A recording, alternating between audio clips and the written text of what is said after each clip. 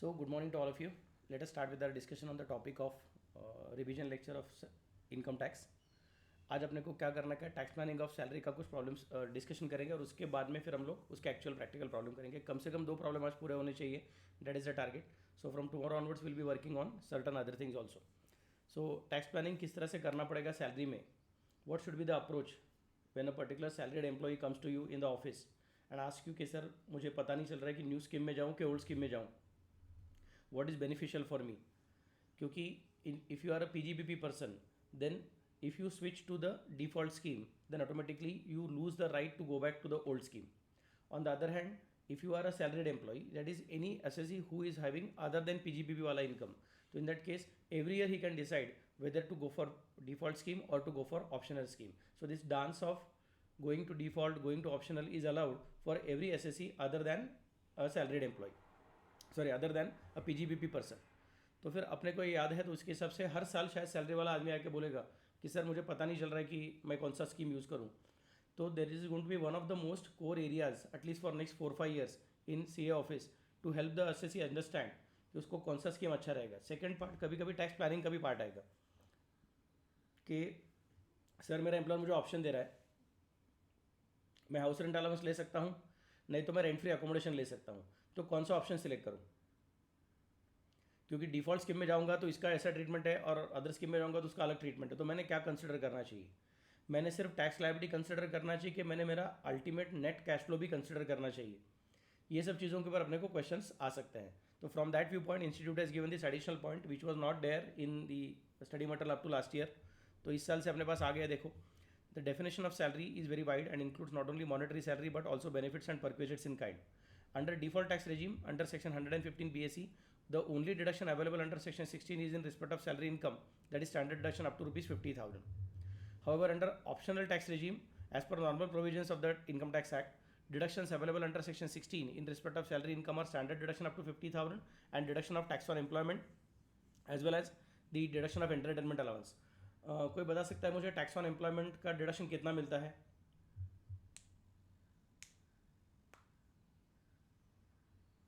Hello, tax on employment का deduction कितना मिलता है, कोई बता सकेगा क्या. टैक्स ऑन एम्प्लॉयमेंट मतलब प्रोफेशन टैक्स. 2500 है का. जितना इस साल पे किया रहेगा उतना माइनस करने को मिलेगा. आई रिपीट, जितना इस साल पे किया रहेगा उतना इस साल माइनस करने को मिलेगा. अगर इस साल में आपका प्रोफेशन टैक्स का लायबिलिटी आ चुका है लेकिन आपने प्रोफेशन टैक्स पे नहीं किया है तो माइनस करने को नहीं मिलेगा. समझ में क्या म्हणतो ते. हाँ sir. And second part it may so happen कि प्रोफेशन टैक्स का जो अलग अलग, क्योंकि profession tax is a state tax, profession tax is not the central tax. तो अलग अलग स्टेट गवर्नमेंट प्रोफेशन टैक्स को कलेक्ट करने का अलग अलग सिस्टम्स कंसिडर कर सकते हैं. वो बोल सकते कि नहीं देखो भैया, हमको अगर प्रोफेशन टैक्स कलेक्ट करने का है तो चलो आप 3 साल का एक साथ भर दोगे तो आपको थोड़ा डिस्काउंट मिल जाएगा. That kind of thing can also be happening in case of certain state governments. या फिर आपने इस साल नहीं भरा तो there is no immediate penalty, आप 2 साल को आउटस्टैंडिंग रख के बाद में एक साथ भर सकते हो. ऐसा भी अलग अलग स्टेट गवर्नमेंट बोल सकता है. तो इन दैट केस आप जिस साल जितना पे करोगे उतना माइनस करने को मिलेगा. तो हम ये नहीं बोलेंगे कि नहीं सर हमने 3 साल का एडवांस में पे करके रखा है तो in that case current year का सिर्फ 1/3 ही कंसिडर करता हूँ, फिर अगले साल में और 1/3, उसके अगले साल में और 1/3. ऐसा कुछ ज़रूरत नहीं है. जो लॉजिक हाउस प्रॉपर्टी में म्यूनसिपल टैक्स का है वही सेम लॉजिक प्रोफेशन टैक्स का in the case of salary है. वहाँ पे भी म्यूनसिपल टैक्स के बारे में क्या बोला था, municipal tax paid and borne by the assessee. जितना पे किया रहेगा उतना माइनस करो.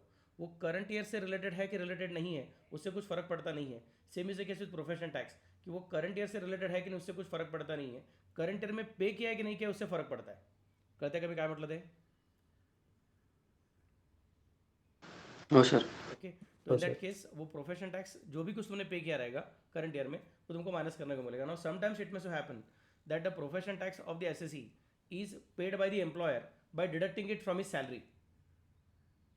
आई repeat, who are you, you are the employee, who am I am the employer. मैंने क्या कर दिया, तुमको जो सैलरी देने का है उस सैलरी में से मैंने पहले पर तुम्हारा प्रोफेशन टैक्स कट कर दिया और मैंने गवर्नमेंट के पास भर दिया. तो what is the thing which you should keep in mind in such situation when you are solving the problem. आपको क्या लगता है इसमें कौन सा स्टेप्स आ सकता है फिर इन दैट केस.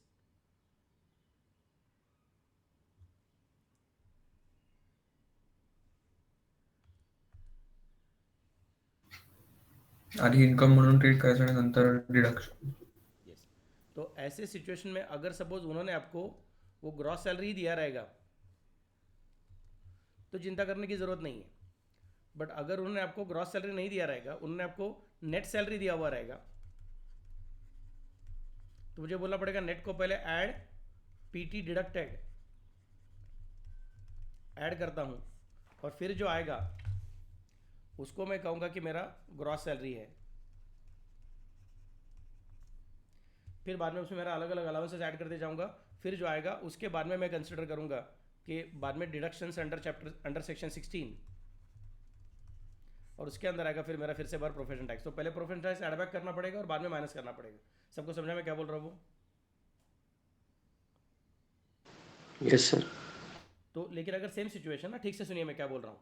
प्रॉब्लम ने आपको बोला हुआ है कि एम्प्लॉयर ने आपके सैलरी में से प्रोफेशनल टैक्स डिडक्ट किया है. मैं अलग अलग सिच्युएशन कंसिडर कर रहा हूँ. नंबर 1 काय आहे, प्रोफेशनल टॅक्सबद्दल बोलतोय आपण. पहिली situation,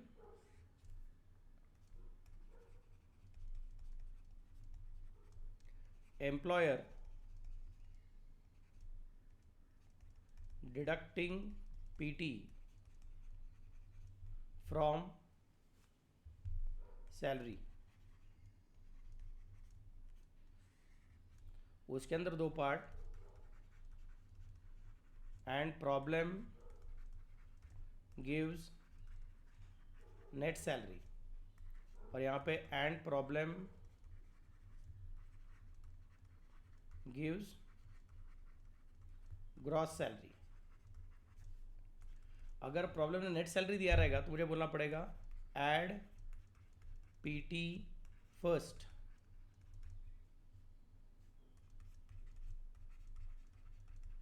after calculating gross salary, then again claim PT deduction under section 16. यहाँ पे no need to add PT, directly claim deduction under section 16. कळते का मी काय सांगितलं ते? शरयू, आर्या, दुसरी आर्या, श्रुती, दुसरी श्रुती. हो सर. ओके. सावी. सर हां. रेकॉर्डिंग ऑन नाही आहे आपलं. नाही, मी दुसऱ्या सिस्टममध्ये रेकॉर्डिंग करतोय. ओके ठीक आहे. Okay. Then comes the next part.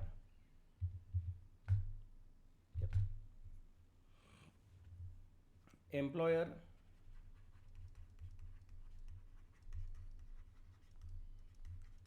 paying PT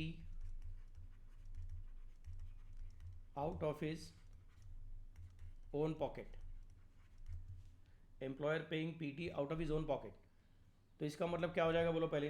what is the meaning of this?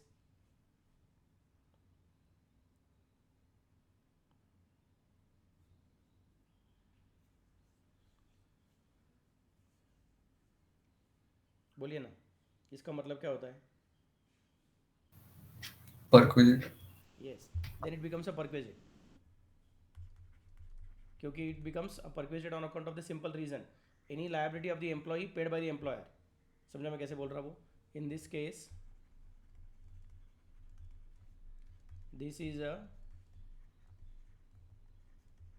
Perquisite. तो add while calculating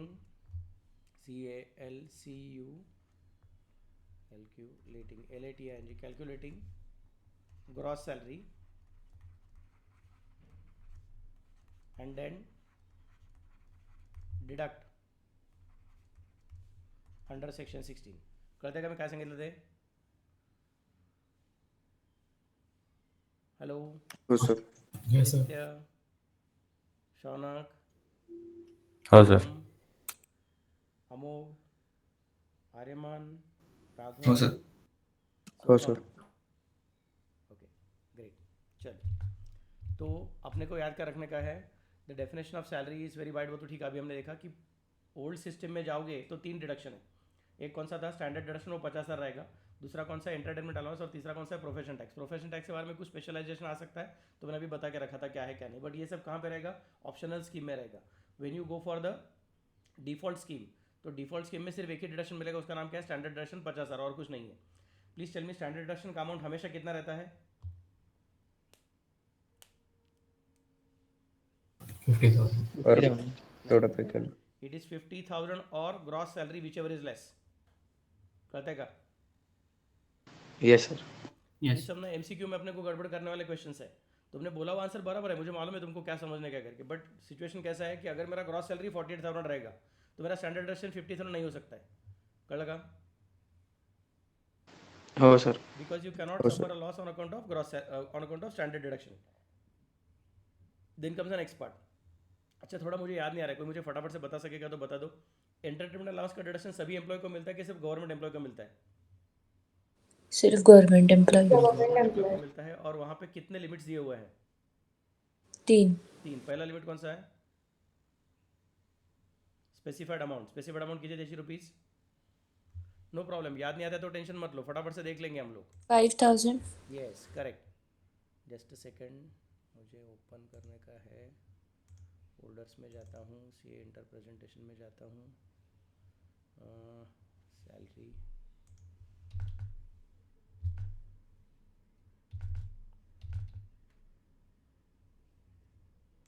practice problem में है क्या मुझे याद नहीं है. हमने कंसिडर किया है कि नहीं किया.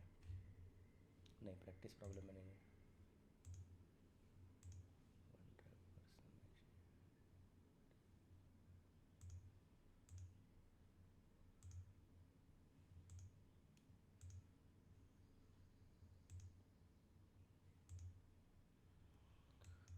सी इंटर प्रेजेंटेशनमध्ये इन्कम टॅक्स प्रेझेंटेशनमध्ये इन्कम फ्रॉम सॅलरी. या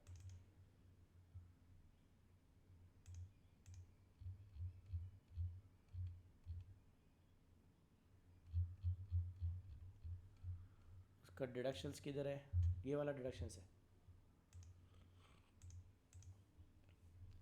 एंटरटेनमेंट अलाउंस डिडक्शन किती है, 16,200. मतलब deduction is available only to the government employee. It is restricted to the list of following ₹5,000 and then basic salary into 1/5 and बाद में actual entertainment allowance receive. इसमें actual expenditure और entertainment is required to be ignored. याद है क्या सबको. I hope you remember this entire presentation. हो sir. Okay, चलो वेरी गुड. तो फिर ये अपने को याद रखने का है. लेकिन ये सब चीज़ें किधर आएगी, सिर्फ ये सब चीज़ें ओनली इन ऑप्शनल स्कीम आने वाली है. डिफॉल्ट स्कीम में एक ही रहेगा, कौन रहेगा, standard deduction. Okay. Next, following are some of the aspects which can be considered for tax planning in regard of salary income. Salary structure क्या है. An employer may plan the salary structure of the employees keeping in view the deductions and exemptions available under the act. The salary is paid and as a consolidated amount without a breakup, and the amount of salary after providing standard deduction of ₹50,000 would become the taxable without any further exemption and deduction. Therefore, the employer may structure the salary by including various allowances and perquisites in addition to basic salary so as to enable the employee to optimize his tax liability.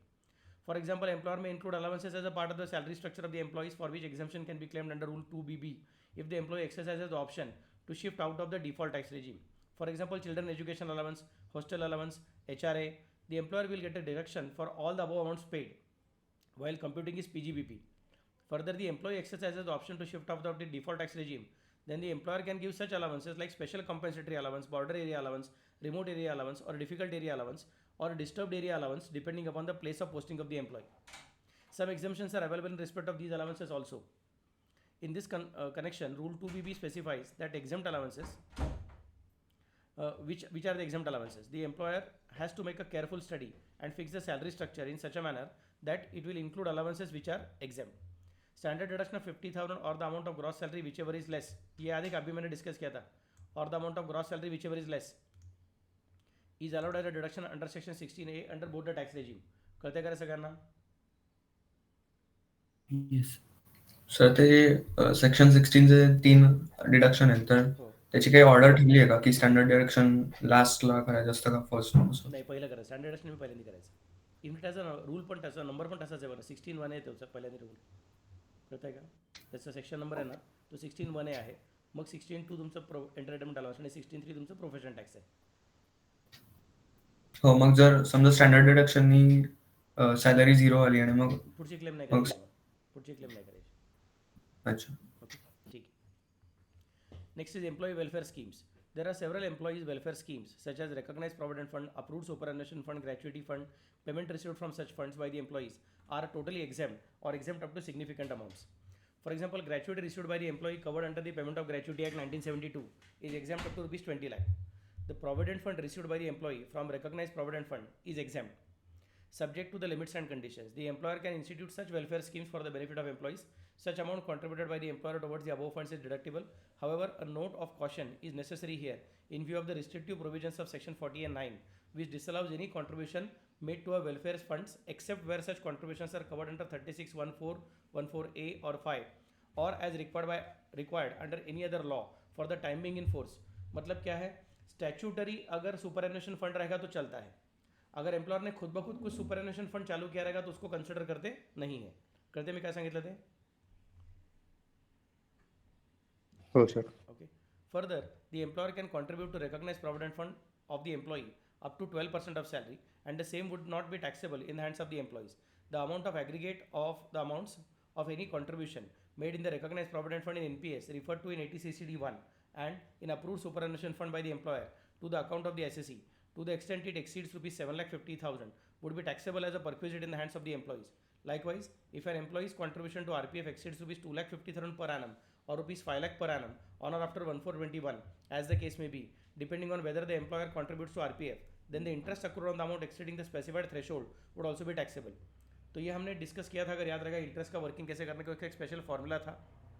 अभी हम लोग जब आगे practical problem करेंगे तो उसके अंदर फिर से जब वो पॉइंट्स आएगा तब मैं वो पीपीटी भी दिखाऊंगा और फिर से बार सॉल्व भी करेंगे.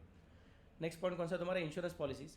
Any payment made by the employer on behalf of an employee to maintain the life policy will be treated as a perquisite in the hands of the employee. Further, payments received from the employer.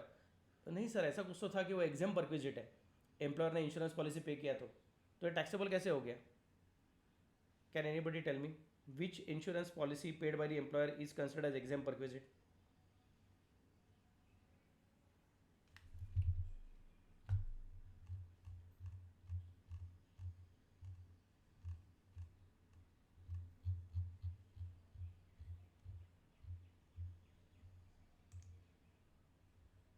Mediclaim. कोणी सांगितलं? Ayush. Ayush. Okay, good. Perquisite not taxable at all in the hands of all the employees. मिला क्या आपको? यहाँ पे देखो, payment of annual premium by the employer on the personal accident policy effected by him for the employee. मिलते करे. हो sir. और एक है telephone transport privilege perquisite allowed by the government employers contribution to staff insurance group scheme. Staff group insurance scheme को भी छोड़ देंगे और बाद में पर्सनल एक्सीडेंट पॉलिसी को भी छोड़ देंगे.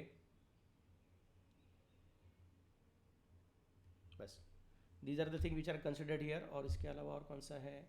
These are taxable in the hands of specified employee.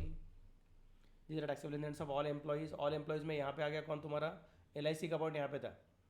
Payment by an employer in respect of the obligation of the employee. और बाद में हाँ ये देखो, amount payable by an employer directly और indirectly to effect the assurance of the life of the employee.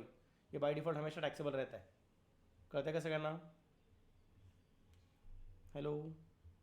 हो sir. Okay.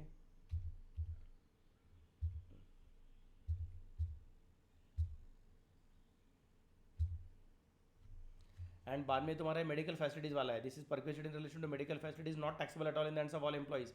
इसके अंदर मेरा हीरो जो आयुष था उसने बोला वो पॉइंट आगे आ गया. देखो, premium on the employees life health insurance under any scheme approved by the central government and mediclaim premium on the health of the employee or his family members. If it is paid by the employer, then that is also not considered as taxable perquisite. तो LIC वाला perquisite रहेगा तो taxable है, mediclaim वाला रहेगा तो taxable नहीं है, और हेल्थ इंश्योरेंस का any scheme approved by the central government रहेगा, पेड बाय द एम्प्लॉयर रहेगा तो फिर से पर टैक्सेबल नहीं है. ग्रुप इंश्योरेंस स्कीम टैक्सेबल नहीं है, और उसके अलावा एक्सीडेंट के लिए अगर पे किया रहेगा तो that is also not taxable. कहते मी काय सांगितलं ते? हॅलो. हो हो sir. Sir. Next part. Further, payments received from the employer in respect of a keyman insurance policies constitute income in the hands of the employees. However, any sum reimbursed by the employer in respect of any mediclaim premium paid by the employee to keep in force the insurance on his health or health of any member of his family under any scheme approved by the central government or IRDA for the purpose of section 80D is not a perquisite in the hands of employee. अभी discuss किया था मैंने ये सब चीज़ें, यही point अभी आया था, करते करें. Yes, sir. Next, further, the payment of premium by the employer on behalf of the employee will not be treated as perquisite in case of accident insurance policies. This is due to the fact that the employer has vested interest in the safety of the life of the employees who is engaged in the dangerous occupations. In respect of accident insurance policies, the term perquisite applies only to such sums in regard to which there is an obligation on the part of the employer to pay and vested right on the part of the employee. If the employee has no vested interest in the policy, it cannot be considered as a perquisite. In cases where the employer takes out accident insurance policy covering all workmen and staff members and pays insurance premium, and whenever any worker or staff member meets with an accident, the amount of claim is received from the insurance company and the same is paid away by the employer to the said worker or his family members, then the premium paid by the employer in respect of group accident policies could not be considered as perquisite under section 17. अभी हमने देखा था कि कौन सी चीज़ों को perquisite नहीं देखने का है, उसके अंदर अपना ग्रुप एक्सीडेंट पॉलिसी आया हुआ था, ग्रुप इंश्योरेंस पॉलिसी आया था. Under section 17 to be added to the salary income of the employee. The amount received from the insurance company on accident or death of the employee or his dependents will also not be nature of income but a capital receipt and therefore the same will not be taxable. Sir अगर accident में employ expire हो गया है और employer ने जब तक employ काम कर रहा था तभी हर महीने में उसका ग्रुप एक्सीडेंट इंश्योरेंस पॉलिसी भर दिया था, तो वो एम्प्लॉय के सैलरी में ऐड तो हुआ ही नहीं था. अब अनफॉर्चुनेटली एम्प्लॉय एक्सपायर हो गया तो फिर इंश्योरेंस कंपनी ने पैसा दे दिया, एम्प्लॉय के घर वालों को दे दिया है, तो इन दैट केस उसको सैलरी इनकम कंसिडर करने का क्या. मेरे ख्याल से ये हमने ग्रेचुइटी के अंदर भी कंसिडर किया था कि ग्रेचुइटी दो तरीके का रहता है, एक रहता है तुम्हारा रिटायरमेंट के टाइम का ग्रेचुइटी, एक रहता है तुम्हारा डेथ के टाइम का ग्रेचुइटी.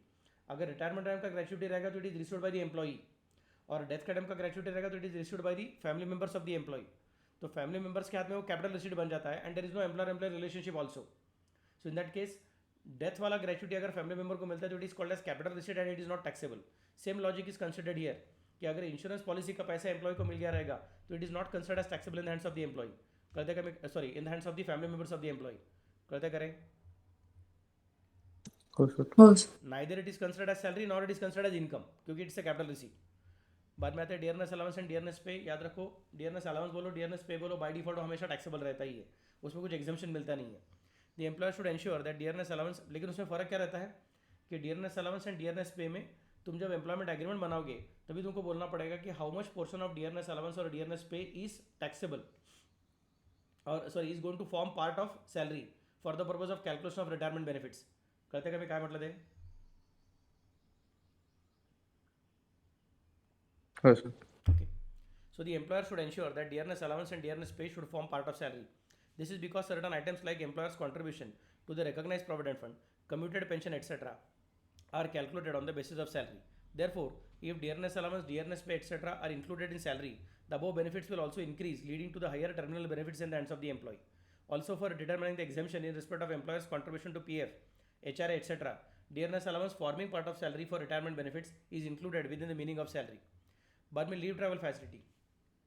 लीव ट्रॅव्हल कन्सेशन वेगळी गोष्ट असते आणि लीव सॅलरी वेगळी गोष्ट असते. I repeat, leave travel concession वेगळी गोष्ट असते आणि लीव सॅलरी वेगळी गोष्ट असते. लीव ट्रॅव्हल कन्सेशन हे फक्त तुम्ही एम्प्लॉयमेंटमध्ये असताना भारतामध्ये कुठेही फिरणार असाल आणि त्याच्या वेळेस तुमचा फिरण्याचा खर्च जर का एम्प्लॉयरने केला असेल तर ते एक्झेम्प्ट असू शकतं, पण ते पण 4 वर्षामध्ये कुठली 2 वर्ष. कळते मी काय म्हटलं ते.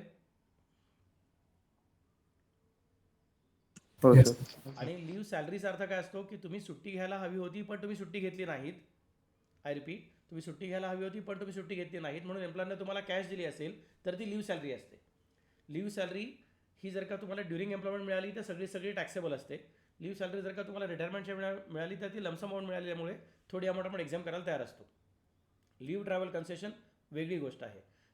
तुम्ही सुट्टी न घेता फिरायला गेलात म्हणून तुम्हाला पैसे दिलेले नसतात, तर तुम्ही सुट्टी घेऊन फिरायला गेलात तर तुम्हाला फिरण्याचे पैसे आम्ही फक्त फिरण्याचे, राहण्याचे नाही, खाण्यापिण्याचे नाही, फक्त फिरण्याचे, ट्रॅव्हलचे खर्च. It is not leave travel and accommodation and food concession, it is leave travel concession. तुमचा एम्प्लॉयर तुमच्या खाण्याचा खर्च करू शकतो का? करू शकतो. तुमचा एम्प्लॉयर तुमच्या फिरण्याचा खर्च करू शकतो का? करू शकतो. पण त्याच्यापैकी फक्त फिरण्याचा खर्च 10(5) मध्ये कव्हर केलेला असतो. तुमच्या एम्प्लॉयरने तुमच्या राहण्याचा आणि खाण्यापिण्याचा खर्च केला असेल तर तो कम्प्लिटली टॅक्सेबल होणार असतो. कळते का मी काय म्हटलं ते. हो sir. Okay, so leave travel concession. If the employee exercises the option to shift out of the default tax regime, the employer should extend leave travel facility. Under Section 10(5) of the Income Tax Act of 1961, exemption is provided in the hands of the employee in respect of leave travel concession. Such exemption is available for the employee, spouse or children. त्याच्यामध्ये up to maximum 2 children असतात. मग त्या 2 मुलांमध्ये पण गंमत आठवते का तुम्हाला? पहिलं एकच बाळ होतं, नंतर जुळे झाले असतील तर मग इन दॅट केस त्याला आपण एकच बाळ काउंट करणार. Yes. Although there are 3 children it will be counted as 2 children. पण आधी जुळे असेल आणि नंतर एक झाला असेल तर मग इन दॅट केस आपण फक्त जुळ्यांनाच काउंट करणार, नंतरच्या बाळाला काउंट नाही करायचं. आठवत आहे का? हो. Next, dependent parents, dependent brothers and dependent sisters, ये सब लोगों को अगर हम घुमाने को लेके जाएंगे तो उनका घूमने का खर्चा जो रहेगा वो कंसिडर करने को तैयार है. और वहाँ पे भी सर मैं नैनीताल में गया, फिर वहाँ पे बोटिंग किया, फिर वहाँ पे थोड़ा टैक्सी किया, ओला किया, उबर किया, उसका खर्चा नहीं होगा. आप यहाँ से नैनीताल को गए हो और नैनीताल से वापस आए हो, उसका आने जाने का खर्चा सिर्फ हम लोग एग्जाम करने को तैयार है. कळते मी काय सांगितलं ते? हो सर. हाँ, yes. हो sir. However, if the employee pays tax under the default tax regime under section 115 BSE, then exemption of 10(5) would not be available. 115 BSE क्या कर रहा है? बहुत सारी चीज़ों को हटाने का कोशिश कर रहा है. और अपना पुराना रेजिम था उसके अंदर बहुत सारा अलग अलग चीज़ें मिलते रहता था. तो ये अपने को याद रख के एम्प्लॉय को बताने का रहता है भैया अपना टैक्स लाइन कैसे होगा. Next is rent free accommodation और HRA. An employee should analyze the tax incidence of perquisite and allowance whenever he is given an option in order to choose the one which is more beneficial to him. In case of RFA, that is rent free accommodation versus HRA, it must be noted that the perquisite of rent free accommodation is taxed under Rule 3(1) of the income tax rules.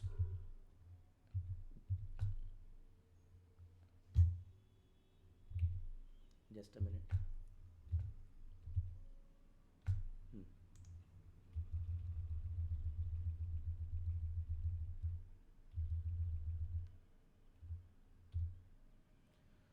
ये है आपका rent free accommodation.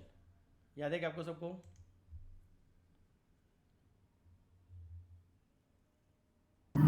Yes, sir.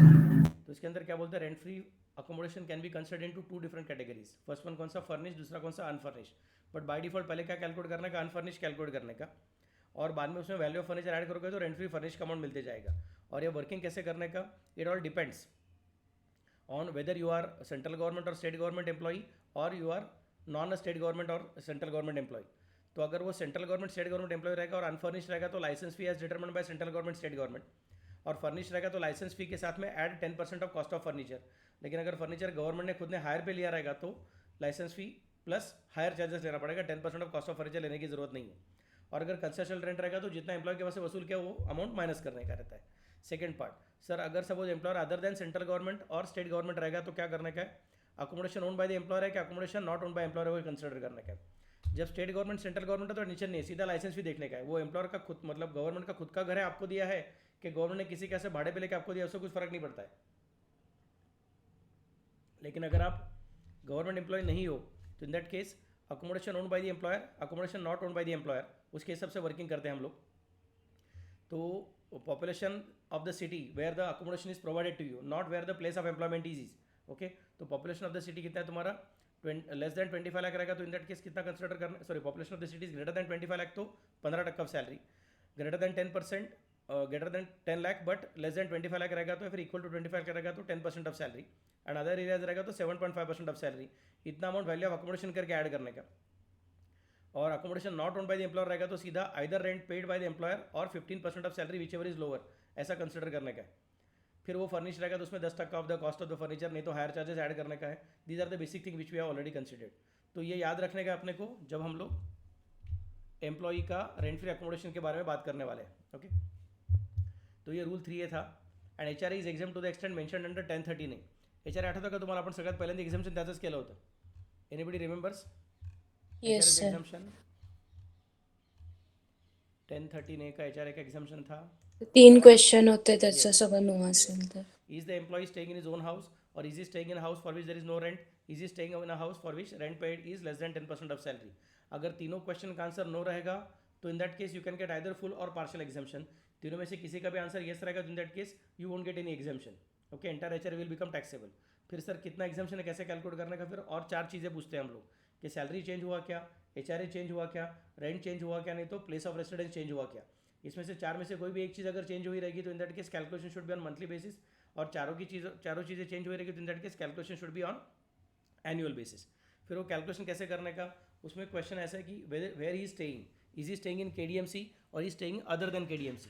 अगर वो KDMC में रहता रहेगा तो क्या बोलेंगे, exempt to the list of following 50% of salary पर में rent paid minus 10% of salary and actual HRA receive. और सेकंड केस में आएगा exempt to the list of following में बाकी सब चीज़ें सेम, सिर्फ 50% की जगह पे 40% ऑफ सैलरी कंसिडर किया हुआ है. और सैलरी का मतलब क्या, यहाँ पे सबसे पहले आपने कोई मतलब दिखने को आया था, उसका नाम है गेस्टेंडर डुप्लीकेटर वर्सेस CIT. याद आएगा सबको? यस. Okay, very good.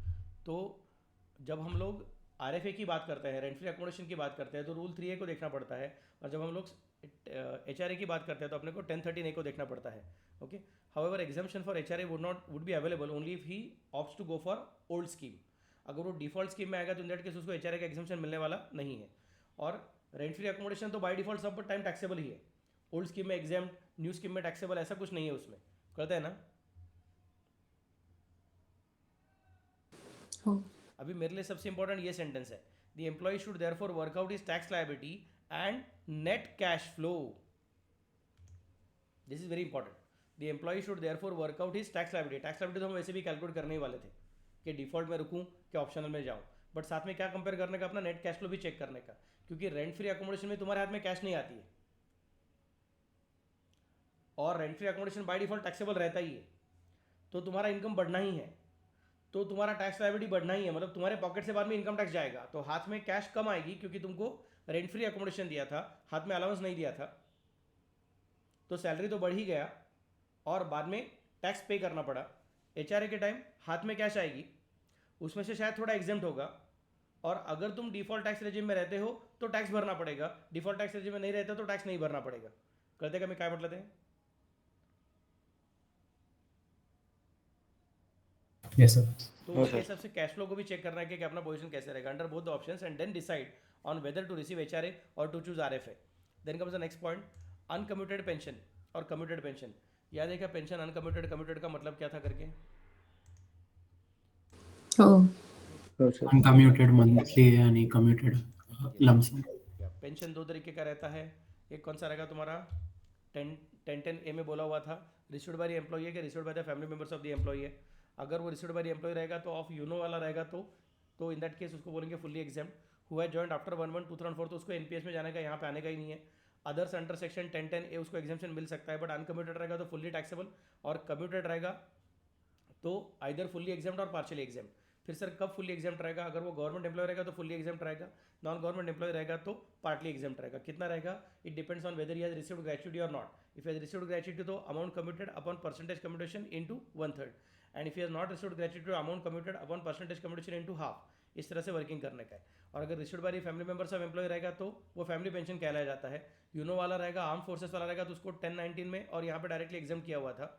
और अदर एम्प्लॉयर रहेगा तो in that case not salary in the hands of the family members of the employee, but it will be called as income from other sources in their hands.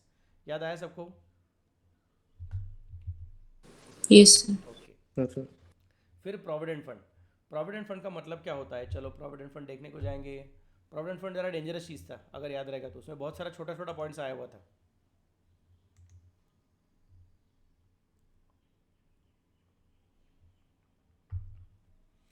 Provident fund 4 तरीके का बोला था हमने. एक कौन था? SPF, दूसरा कौन था? RPF, तीसरा कौन था? URPF, और चौथा कौन सा था? PPF. SPF म्हणजे काय? Statutory provident fund. RPF म्हणजे रिकॉग्नाइज प्रॉव्हिडंट फंड. URPF म्हणजे अनरिकॉग्नाइज प्रॉव्हिडंट फंड, आणि PPF म्हणजे पब्लिक प्रॉव्हिडंट फंड. तर मग त्याच्यामध्ये 2 पार्ट असतात. एक काय असतं, during employment you are getting piecemeal distribution और piecemeal amount contributed in your account. आणि दुसरं काय असतं, at the time of retirement ती लमसम अमाउंट तुम्हाला डायरेक्टली एकताच हातामध्ये मिळून जाते. So during employment the amount gets credited to your provident fund account, and after at the time of retirement the amount is received by you in your hands. तर पहिला point काय लक्षात ठेवायचं की deem to be received. Sharvi madam आठवते का section 7 आली आहे का पोरगी माझी? हो सर. हां, तुझा आवडता सेक्शन आहे तो. तर ते सेक्शन 7 सांगते की डीम टू बी रिसीव्डचं एक्झाम्पल तेच आहे की during employment whatever is the amount which is credited to your provident fund account, although it is not received by you and it is not possible to be spend by you, still it is going to be considered as income from salary in your hand in the year in which it is credited to your account of provident fund. Okay. तो उसमें कुछ अलग अलग point था. SPF में सारा का सारा एग्जाम्प्ट है, एम्प्लॉयर का कॉन्ट्रीब्यूशन. RPF में 12% of salary. If the employers contribution is greater than 12% of salary, तो जितना ग्रेटर देन 12% ऑफ सैलरी है उतना हम लोग टैक्सेबल करेंगे. पुराने ज़माने में सिर्फ इतना ही पॉइंट था, greater than 12% of salary taxable करेंगे. अब अगला पॉइंट आ गया है कि ग्रेटर देन 7,50,000 रहेगा पर एनम तो भी हम लोग सैलरी इनकम करके कंसिडर करेंगे. I repeat, greater than 12% of salary रहेगा तो भी उसको हम लोग सैलरी इनकम कंसिडर करेंगे, और ग्रेटर देन 7,50,000 रहेगा तो भी उसको हम लोग सैलरी इनकम ही कंसिडर करने वाले पर एनम रहेगा तो। ओके, यूआरपीएफ में तो it is not considered as taxable at all at the time of contribution, and RPF में तो एम्प्लॉयर कंट्रीब्यूशन आता ही नहीं है। Employees contribution not an income eligible under section 80C in case of optional scheme optional regime only, whereas RPF में again same, not an income eligible under section 80C in case of optional regime, और URPF में not an income but not eligible under 80C, and PPF में not an income eligible under section 80C in case of optional regime. Then comes the next part, interest credited to provident fund fully exempt, treated as salary when interest is greater than 9.5% per annum. इसका note number 3 हमने देखा हुआ है, फिर से दिखाने वाला हूँ मैं, डिस्कस करूँगा, डोंट वरी। और बाद में URPF में not taxable eight the time of credit of interest, बाद में यहाँ पे फुल्ली एग्जाम्प्ट रहने वाला है। ये नोट नंबर 3 मतलब क्या था, वो स्पेशल टाइप का वर्किंग था, 7.5 लाख रुपए के ऊपर के कॉन्ट्रीब्यूशन के ऊपर का इंटरेस्ट को कैसे वर्किंग करना है। और लमसम मिलेगा तो SPF वाला सारा का सारा एग्जाम्प्ट है। RPF में exempt up to section under section 10-12 subject to certain conditions. Conditions कौन सा है कि कम से कम 5 साल एम्प्लॉयर के पास रहना चाहिए, बीच में छोड़ना नहीं चाहिए। बीच में छोड़ोगे तो फिर उसके कारण क्या रहने चाहिए, it is beyond the control of the employee. Employer ने बिजनेस बंद कर दिया, या फिर हेल्थ रीजन की वजह से उसको छोड़ना पड़ा, या फिर ऐसा कुछ भी नहीं है, एम्प्लॉई ने जॉब चेंज किया है बट यहाँ का RPF का अकाउंट उसके दूसरे RPF अकाउंट में ट्रांसफर हो गया, तो उसके हाथ में कैश नहीं मिला हुआ है, तो इन दैट केस हम छोड़ने को तैयार है, एग्जाम्प्ट करने को तैयार है, वरना टैक्सेबल हो जाएगा। नेक्स्ट, एम्प्लॉइज कॉन्ट्रीब्यूशन URPF में not an income, interest on employees contribution income from other sources, and employers contribution as well as interest on them is called as income from salary. और PPF में रहेगा तो there is no tension, 10-11 में उसको exam करने वाले हैं। So these are the point which are required to be kept in mind. फिर सैलरी का मतलब क्या होगा, सैलरी का मतलब वही गेस्टेड नेट डुप्लीकेटर वर्सेस CIT। 10-12 का अवेलेबल क्या, वो 5 साल कम से कम रहना चाहिए, अभी जो मैंने डिस्कस किया था वो सब चीज़ें बियॉन्ड कंट्रोल। और ओल्ड RPF तीसरा, और एक चौथा पॉइंट मैंने बोला नहीं था, old RPF is transfer to new NPS। यहाँ पे वो इधर से old RPF transfer to new RPF तो हमने बोला ही था, but old RPF transfer to new NPS रहेगा तो भी चलेगा, तो that is the point to be considered. Then 10-12 का एग्जाम्शन आ जाएगा। Interest on RPF it is non taxable on entire balance as on 31 March 21, and on employees contribution up to rupees 2,50,000 per annum made in previous year of 21, 22 and thereafter, and it is taxable on employees contribution beyond rupees 2,50,000 per annum made in previous year 21, 22 and thereafter. Interest on PPF the limit of contribution is rupees 5 lakh. अब वो provision are valid वगैरह वगैरह, तो ये दोनों में चलता है, ऑप्शन में भी चलेगा और डिफॉल्ट में भी चलेगा। ओके, सो एक बार फटाफट से रिवाइज करके हो गया, प्रॉब्लम करने का टाइम और समझ में आने वाला है। ठीक है जी। अदर रिटायरमेंट बेनिफिट्स क्या रह सकता है, लीव सैलरी मिल सकती है क्या, हाँ मिल सकती है। अगर लीव सैलरी रिटायरमेंट के टाइम मिलेगी तो क्या होगा, गवर्नमेंट एम्प्लॉय रहेगा तो छोड़ देंगे, नॉन गवर्नमेंट एम्प्लॉय रहेगा तो उसको बोलेंगे भैया आपको एग्जाम्शन मिल सकता है, लेकिन उसमें मैक्सिमम 4 लिमिट्स है। पहला कौन सा है, average salary into earn leave. दूसरा कौन सा है, एवरेज सैलरी इंटू 10 months। याद है करें बाबा लोग, बेबी लोग। यस ग्रेचुइटी है, ये पेंशन है, leave salary. Average salary into अर्नली, average salary into 10 months, actual average salary received and rupees 25 lakh. 25 lakh अपना क्या है, बेसिक लिमिट है। अच्छा, लीव सैलरी का बेसिक लिमिट कितना है, 25 लाख है, और ग्रेचुइटी का बेसिक लिमिट कितना था, 20 लाख था। सापड़ता कैसे कहना, हो sir. Okay. Next, tax free perquisite कौन सा है, वो यूज़ ऑफ कंप्यूटर्स, ये यहाँ पे दिए थे हमने। All the tax free perquisites कौन से हैं, किधर गया, इधर है, ब्लू कलर में रहेगा वो। ये taxable in the hands of all employees है, taxable in the hands of specified employees, यहाँ पे not taxable at all in the hands of all the employees. ये अलग अलग चीज़ें है, टेलीफोन प्रोवाइड किया था, ट्रांसपोर्ट फैसिलिटी प्रोवाइड किया था, वगैरह वगैरह। Okay, recreational facilities including club facilities, subsidised lunch, refreshment provided during office hours, और LTC, बाद में कॉस्ट ऑफ मेडिकल ट्रीटमेंट, ये सब चीज़ हमने ऑलरेडी कंसिडर करके हो गया है। ठीक है, education benefit in the school run by the employer to the extent of ₹1,000 per month पर चाइल्ड। तो ये सब चीज़ें अपने को फटाफट से याद रहना चाहिए जब हम सैलरी का प्रॉब्लम करने को जाते हैं। Perquisite valuation rules prescribe the method for valuing the various perquisites provided by the employer to his employees on the basis of cost of such perquisites to the employee. For a detailed study, students are advised to refer to unit number 1, chapter 3. अभी हमने उसी को अपने presentation में फटाफट से देख लिया था।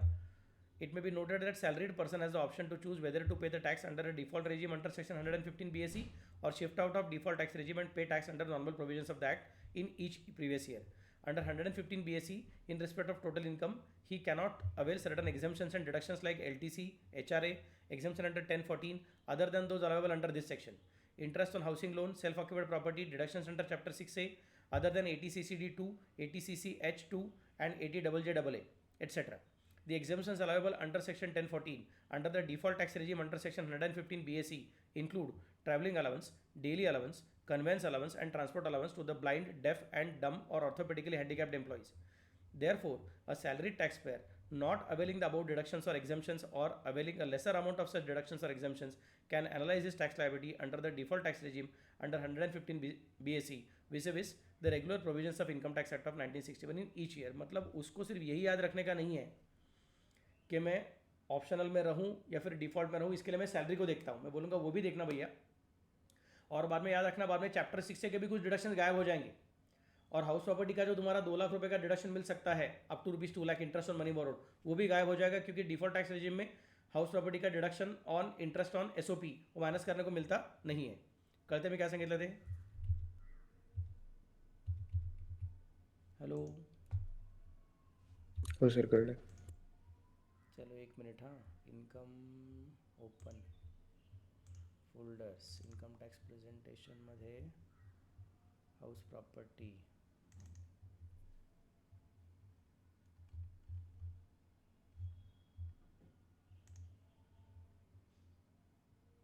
गैव इंटरेस्ट,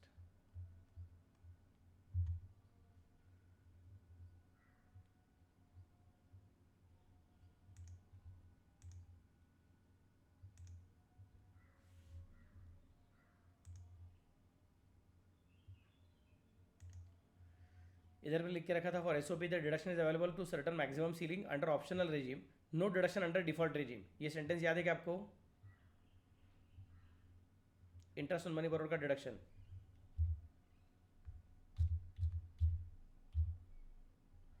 इधर हमने 2 अलग अलग पोजीशन किए थे। Final position of interest on optional regime में क्या रहेगा, वो 2 लाख रुपए तक मिलेगा अगर सपोज तुम्हारा वो लोन टेकन आफ्टर 31 मार्च 1999 है and it is for purchase और construction of house. Repair renewal रहेगा तो 30,000 रहेगा, but this is under optional regime. और वही अगर मैं डिफॉल्ट रेजिम में जाऊँगा तो याद क्या रखने का है, no deduction for interest in default regime under SOP। सापडतं की इकडे खालती लिहिले बघा, I hope you can see my cursor, कळतंय करें? हो सर. ठीक है। तो मैं सैलरीड एम्प्लॉय हूँ तो there is a greater chance कि मैंने अपना घर भी परचेस किया रहेगा, लोन पे परचेस किया हुआ रहेगा, तो देर इज़ अ चांस कि मैं फट से बोलूँगा अरे यार मुझे वो डिफॉल्ट टैक्स रेजिम अच्छा लग रहा है क्योंकि वहाँ पे मेरा सैलरी का इनकम के ऊपर का टैक्स कम दिख रहा है। लेकिन उसको बोलने का भैया थोड़ा याद रखो कि डिफॉल्ट टैक्स रेजिम में आपका सैलरी के इनकम के ऊपर का टैक्स कम हो रहेगा, तो भी आपका हाउस प्रॉपर्टी इनकम का जो डिडक्शन है वो शायद आपको सिर्फ ऑप्शनल रेजिम में माइनस करने को मिलेगा, तो वहाँ पे सैलरी इनकम के ऊपर का टैक्स ज़्यादा रहेगा। लेकिन 2 लाख रुपया हाउस प्रॉपर्टी इनकम का लॉस माइनस करेंगे, आपका टोटल इनकम फिर से कम हो जाएगा, आपका टैक्स लायबिलिटी कम हो जाएगा। या फिर उसके बाद में आपको चैप्टर 6 का डिडक्शन मिलेगा तो उसके से आपका टैक्स लायबिलिटी और कम हो सकता है। डिफॉल्ट टैक्स रेजिम में सिर्फ सैलरी को देख के खुश मत होना, आगे भी देखना कि हाउस प्रॉपर्टी गायब होने वाला है और चैप्टर 6 का डिडक्शन गायब होने वाला है। कळते का मी काय म्हटलं ते? Yes. So these are the points to be kept in mind, and now that takes us to the practical problem on the computation of income. I hope आपने कल चैप्टर 6 के डिडक्शंस पूरे किए हुए हैं। अगर नहीं किए हैं तो फटाफट से करना चालू कीजिए। अभी दिन में अपने को खुद को याद रखने का है कि मम्मी डैडी को बोल के रखने का कि मेरा सुबह 7 से 9 लेक्चर होने के बाद मुझे 9 से 9:15 9:15 ये 15 मिनट के अंदर मुझे ब्रेकफास्ट करने का है और फिर से 9:15 को पढ़ाई करना चालू करने का है। जैसा हम लोग अपने क्लास में करते थे, 2 घंटे का लेक्चर, 15 मिनट का ब्रेक, फिर 2 घंटे का लेक्चर, फिर 15 मिनट का ब्रेक। ये जो हमारा सिस्टम है उस सिस्टम को फॉलो करते रहने का है। करते का भी काय म्हटलं ते? अपना लंच टाइम फिक्स करके रखो, 1:30 to 2 का मेरा लंच टाइम रहेगा, तभी मैं खाना खाने वाला हूँ। इधर उधर ज़्यादा भागने को मत जाओ, जितना हो सके उतना अपने आपका भी क्या बोलते हैं सिचुएशन को और अपने हाथ में लेना। मम्मी डैडी को बोलना कि now you are currently the king और क्वीन ऑफ द हाउस, और आपके हिसाब से पूरा घर चलेगा। क्लियर में कैसे बोल रहा हूँ? जितना हो सके उतना उनके पास से एक्सपेक्ट करो, बट ऑब्वियसली अब हर एक के घर में अलग अलग सिचुएशन रह सकती है, तो अगर सपोज पूरा नहीं मिला अपने को सपोर्ट तो भी एकदम मम्मी डैडी को गुस्सा करने की जरूरत नहीं है। Okay, it is always possible to study very properly. हम लोग याद रखने का कि अपने को करने का है, घर में कितना सपोर्ट मिल रहा है देखने का, और उसके हिसाब से अगर थोड़ा कम मिलता रहेगा तो उधर झगड़ा करने में टाइम पास मत करो। They may be also having their own requirements, mummy daddy का भी ज़िंदगी उनके हिसाब से चलता रहता है, तो please try to make it a point कि फ्रिक्शन एकदम कम, लेकिन जितना हो सके उतना स्ट्रक्चर अच्छा।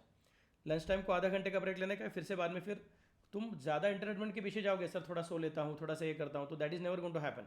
You have to train your mind now कि मैं किस तरह से पढ़ाई करूँगा. ओके, मैं सामने नहीं रहूँगा तो भी आपको ऐसा याद रखने का कि आपका खुद का डिसिप्लिन आपके हाथ में है.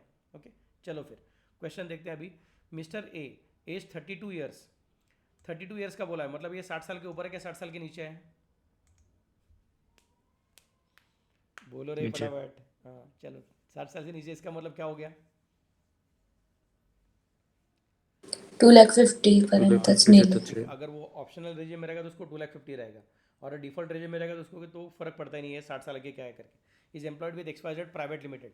अच्छा, प्राइवेट लिमिटेड बोला रे बाबा लोग बेबी लोग, मतलब गवर्नमेंट एम्प्लॉय है कि गवर्नमेंट एम्प्लॉय नहीं है? नाही. गवर्नमेंट एम्प्लॉय नहीं, इसका मतलब अगर सपोज रिटायर हो गया, रिजाइन कर दिया, ग्रेचुइटी वेचुइटी मिल गया, तो इन दैट केस उसको फुल्ली एग्जाम का तो चांस बिल्कुल मिलने वाला नहीं है. Is working with XYZ private limited on a basic salary of ₹50,000 per month. He has received transport allowance of ₹15,000 per month and house rent allowance of ₹20,000 per month from the company for previous year of 23-24. He has paid rent of ₹25,000 per month for the accommodation. अच्छा, 20,000 रुपये का house rent allowance लेता है और 25,000 रुपये का rent पे करता है. ठीक है, फॉर इज अकोमोडेशन इन दिल्ली रे बाबा लोग, मतलब KDMC के अंदर चला गया, करता है क्या? हो sir. Hello, next. Mister A has paid interest of ₹2,10,000 for housing loan taken for the construction of his house in Mumbai. Okay, तो उसने हाउसिंग लोन लिया हुआ है और 2,10,000 का दिया हुआ है, तो अगर वो ऑप्शनल रेजिम में रहेगा तो उसको 2 लाख रुपये का एग्जाम्शन, सॉरी डिडक्शन मिल सकता है हाउस प्रॉपर्टी इनकम में. The construction of the house is completed in March 24 में पूरा हो गया है. ठीक है, तो मतलब तुम्हारा प्रीवियस ईयर कब खत्म होने वाला है? 31 मार्च 24 को खत्म होने वाला है. तो इसका मतलब इस साल में पूरा हो गया तो घर चलेगा. अपने को ये कंडीशन नहीं है कि house should be in existence for all the 12 months of the year. Even if the house is completed in the current year, then also the entire year is considered as house property का घर है वो. Okay, and his parents live in that house. Okay, Mr. A has paid ₹2,10,000 for housing loan taken for construction of his house in Mumbai. अपना राजा दिल्ली में काम करता है, उसके पास एक ही घर है, उसने कंस्ट्रक्शन के लिए घर लिया हुआ है और वो मुंबई में रखा हुआ है. तो मेरे ख्याल से आपको याद रहेगा, तो HRA का एग्जाम्शन में पॉइंट है. HRA के एग्जाम्शन में किधर गया HRA? इधर है. HRA के एग्जाम्शन में ये पॉइंट है, येलो कलर में HRA है.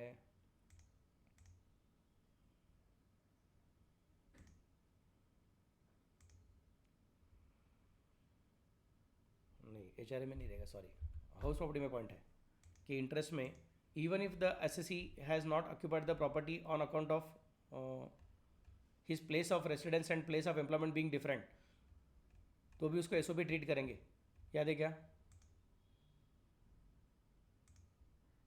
Hello hello, Yes, sir.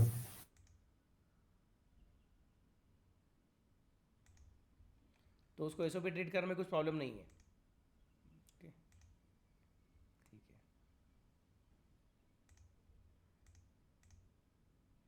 Municipal tax, वो पॉइंट मैंने डिस्कस किया था, मुझे याद है क्लास में. Type of rental material special point में है क्या वो? Recovery of unrealise rent, composite rent, किधर तो मैंने ओरली डिस्कस किया था फिर शायद. ठीक है, तो now the next question is other information. Contribution to PPF कितना किया है उसका? 1,50,000 किया हुआ है. PPF म्हणजे पब्लिक प्रोविडेंट फंड, तो ये एम्प्लॉयर वाला है नहीं.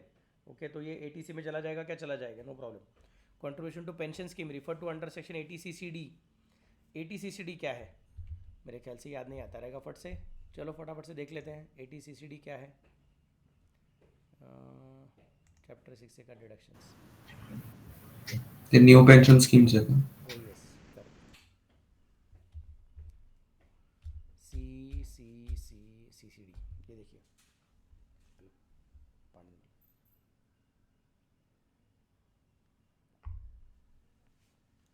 only individual SSE whether in employment or in self-employment who participates in new pension scheme NPS can claim 80CCD का deduction. When you can claim that deduction, amount is deposited in NPS account of the individual to claim this deduction. How much is eligible? तो हम बोलेंगे कि sir आपका employment कौन सा है उसके हिसाब से फ़र्क पड़ता है. मैंने कलर कोडिंग किया था, अगर आपको याद रहेगा, तो ब्लू कलर वाले को 1.5 लाख रुपए का लिमिट है, ऑरेंज कलर वाले को स्पेशल लिमिट एक्स्ट्रा 50,000 का दिया हुआ है if the contribution is beyond ₹1,50,000, और ग्रीन कलर वाले को गवर्नमेंट का जो एम्प्लॉयर का कंट्रीब्यूशन है तो उसका अलग लिमिट चलता है. तो अगर सेल्फ एम्प्लॉयड रहेगा तो own contribution is eligible under 80CCD 1. कितना डिडक्शन अलाउड है? 20% ऑफ GTI और ₹1,50,000 whichever is less. That is considered when it the employee is self employed. तो सेल्फ एम्प्लॉयड रहेगा मतलब मेरे जैसा प्रोफेशनल रहेगा, तो in that case he will consider this situation. ऐसे सिचुएशन में याद क्या रखने का अपने को, ज़्यादा को टेंशन नहीं लेने का.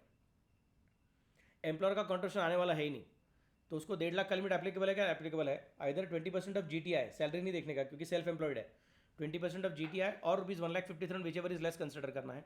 अगर एम्प्लॉयड रहेगा तो क्या करना पड़ेगा, अभी 2 अलग अलग कॉन्ट्रीब्यूशन आएंगे. एक एम्प्लॉय का खुद का कॉन्ट्रीब्यूशन रहेगा और दूसरा एम्प्लॉयर का कॉन्ट्रीब्यूशन रहेगा. पहले एम्प्लॉयर के कॉन्ट्रीब्यूशन की बात करता हूँ. पहले एम्प्लॉयर के कॉन्ट्रीब्यूशन की बात करता हूँ. तो एम्प्लॉयर का कॉन्ट्रीब्यूशन कितना है तुम्हारा, it is eligible for deduction under 80CCD 2, not 80CCD 1. 80CCD 1 blue colour वाले हैं, उसको 1.5 लाख रुपए का लिमिट एप्लीकेबल है. वेयर जो ग्रीन कलर वाला है that is not included in the limit of 1,50,000. Central government कितना कॉन्ट्रीब्यूट कर सकता है, अप टू 14% ऑफ सॅलरी. इकडे 20% ऑफ ग्रॉस टोटल इन्कम होतं सेल्फ एम्प्लॉयडमध्ये. आता तो एम्प्लॉयड आहे, सेल्फ एम्प्लॉयड नाही आहे, तर एम्प्लॉयर कॉन्ट्रीब्यूट करतो. तिकडे 14% ऑफ सॅलरी घ्यायचं, इने जर एम्प्लॉयर असेल तर 10% ऑफ सॅलरी घ्यायचं. ह्याच्यासाठी 1.5 लाखाचं लिमिट कन्सिडर करायचं नाही. आणि एम्प्लॉईचा कॉन्ट्रीब्युशनचे 2 पार्ट असतात. एम्प्लॉईने कॉन्ट्रीब्यूट केलेलं आहे तर त्याच्यात 10% ऑफ सॅलरी, 14% घ्यायचंच नाही. वेदर द एम्प्लॉई ई सेंट्रल गवर्नमेंट एम्प्लॉई और not doesn't make any difference. हमेशा एम्प्लॉय का कॉन्ट्रीब्यूशन 10% ऑफ सैलरी और ₹1,50,000 विच एवर इज लेस.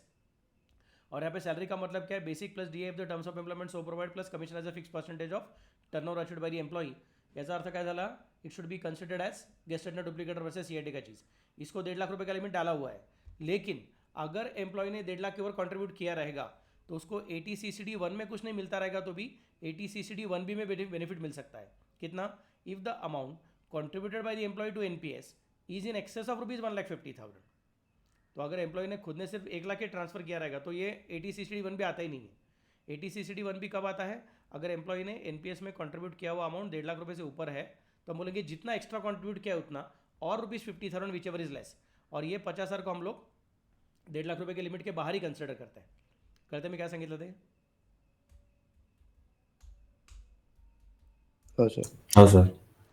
अगर याद आता रहेगा तो हमने ऐसे एक प्रॉब्लम भी करके देखा था कि इसको किस तरह से सॉल्व करते हैं, वो क्या क्या क्लेम कर सकता है, ऑप्शन 1 क्या रहेगा, ऑप्शन 2 क्या रहेगा, उसके बाद बाकी के ATC के बेनिफिट्स है कि नहीं देखने का और उसके हिसाब से सॉल्व करने का. ऐसा हमने प्रॉब्लम किया हुआ था. तो चलिए लेट अस गो बैक. तो अपना हीरो वो बोलता है कि contribution to pension scheme refer to in 80CCD ₹50,000.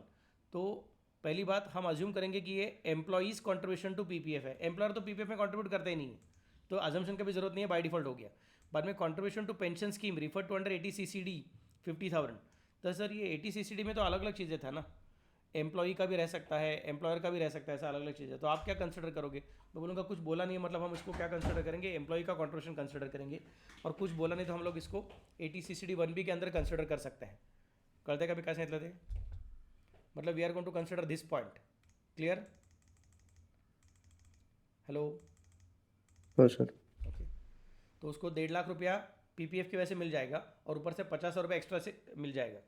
Payment of medical insurance premium for father who is the age of 65. आपला हिरो 32 वर्षाचा होता, त्याचे वडील 65 वर्षाचे. This is normal, no problem. तो 55,000 रुपीज़ वो पे कर रहा है. प्लीज़ टेल मी 55,000 का डिडक्शन मिलेगा कि 50,000 का डिडक्शन मिलेगा. 50. बाद में payment of medical insurance premium for self and spouse 32,000. 32 का मिलेगा कि 25 का मिलेगा. 25. इसका मतलब सब मिला के कितना मिलेगा, 50 मिलेगा कि 25 मिलेगा कि 75 मिलेगा.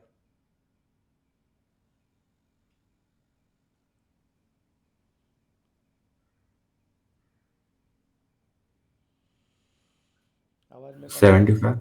यस 75 मिलेगा. बहुत टाइम लग रहा है दिमाग चलाने के लिए. चलो ठीक है, फटाफट से पुराना लेक्चर देखने का है, अपना पुराना नोटबुक देखने का है, तो जल्दी समझ में चालू हो जाएगा. Compute the total income and tax liability of mister A for AY 24-25 in the most beneficial manner. In the most beneficial manner ऐसा वर्ड आ गया, तुम्हारे पास स्टडी मटेरियल है ऐसा मैं अज्यूम कर रहा हूँ, तो उसको अंडरलाइन कर दीजिए. In the most beneficial manner का मतलब क्या होता है कि आपको याद रखना क्या है, दोनों तरीके से वर्किंग करके दिखाना पड़ेगा. You have to show the working under default tax regime as well as under optional tax regime. कळते का मी काय सांगितलं ते. Yes, sir. हो सर. ओके जी. चलो just a minute.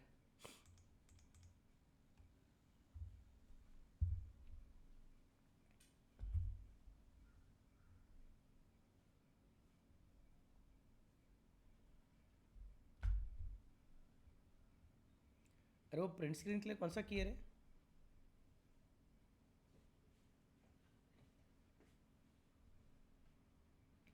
Windows plus shift plus S. अच्छा, शिफ्ट पण आहे ना त्यामध्ये, विंडो शिफ्ट एस. थँक्यू.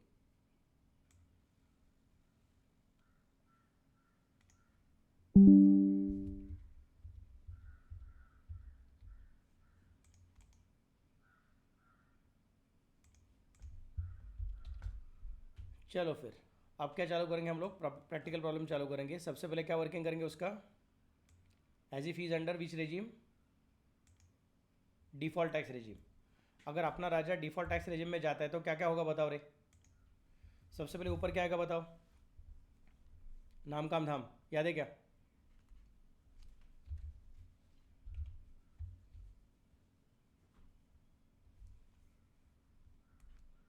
अरे ये ऐसा क्यों हो रहा है, जस्ट अ मिनट.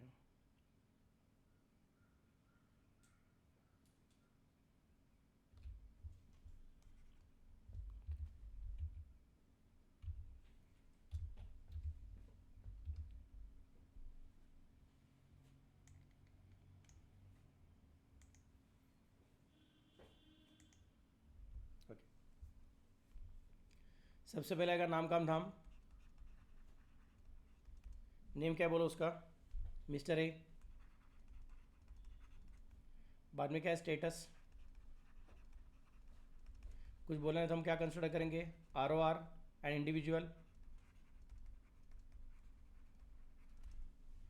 उसके बाद में असेसमेंट ईयर. कौन सा है तुम्हारा असेसमेंट ईयर बताओ, 24, 25 and previous year ended on 31 मार्च 24.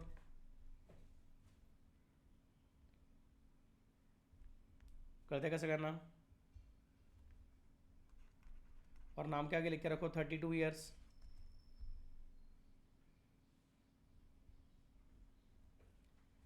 फिर आएगा आपका statement of income.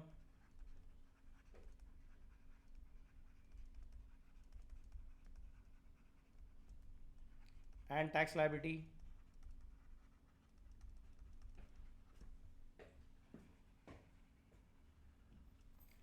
Statement of income and tax liability. Shall I go ahead, everybody is with me. Column कौन से आएंगे, particulars, amount, amount and amount. Amount के 3 column बना लो, it will be easy for the purpose of presentation.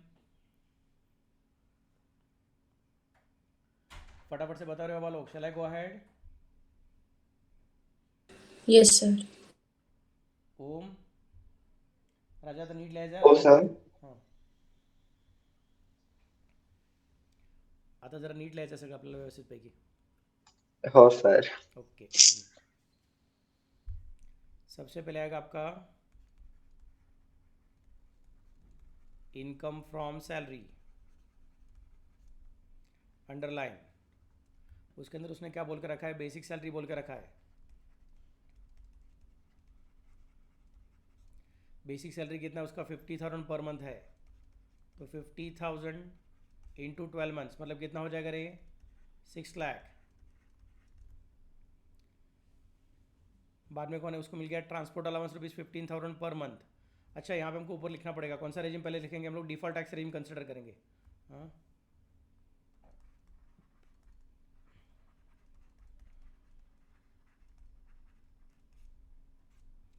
ये statement of income and tax liability के आगे लिखना चाहिए, मेरे पास जगह कम इसलिए मैंने ऊपर लिखा हुआ है. डिफॉल्ट टैक्स रेजिम में 50,000 इंटू 12 मंथ्स कंसिडर करेंगे, 6 लाख पूरा पूरा हो गया. बाद में क्या आएगा, he has receive transport allowance of ₹15,000 per month and HRA of ₹20,000 per month. Default tax raise में कुछ फर्क पड़ता नहीं है, सारा का सारा हमेशा टैक्सेबल है. तो मैं यहाँ क्या कंसिडर करूँगा, ट्रांसपोर्ट अलाउंस.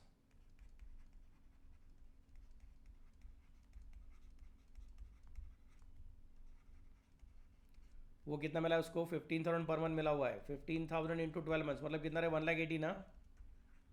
हो सर. बाद में HRA, HRA again same situation, कितना अमाउंट उसका, ₹20,000 पर मंथ है. सो 20K into 12 months 2,40,000.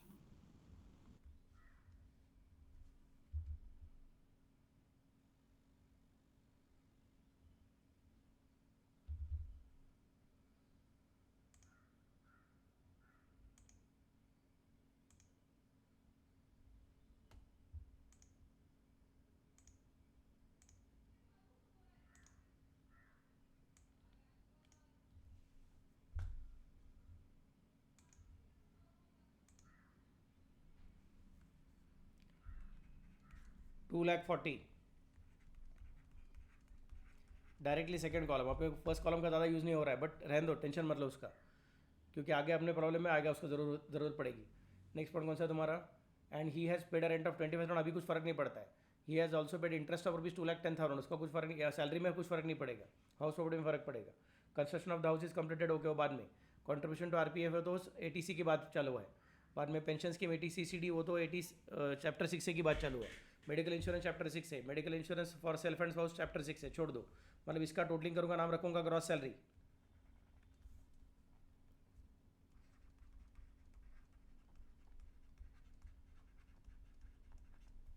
Gross salary का अमाउंट कितना आएगा रे? 6 आणि 2 8 आणि 1 9 9 लाख 10 लाख कितना? 20 ना, 10,20,000. 10,20,000 लेस डिडक्शंस अंडर सेक्शन 16, उसमें कौन आएगा सबसे पहले? Standard deduction. वो कितना मिलेगा अपने राजा को? 50,000 मिलेगा, बाकी कुछ है ही नहीं, इसलिए डायरेक्टली सेकंड कॉलम में चला गया। तो बोलो उसका इनकम फ्रॉम सैलरी कितना आएगा? 9,70,000.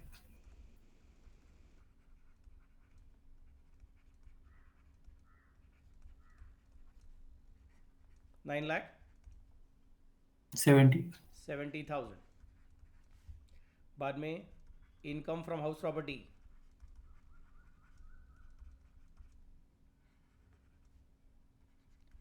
SOP,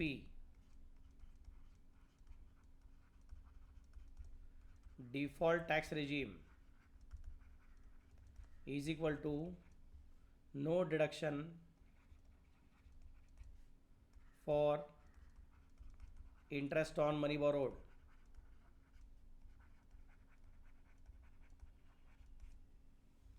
SOP no deduction for interest on money borrowed, तो यहाँ पे डैश हो जाएगा।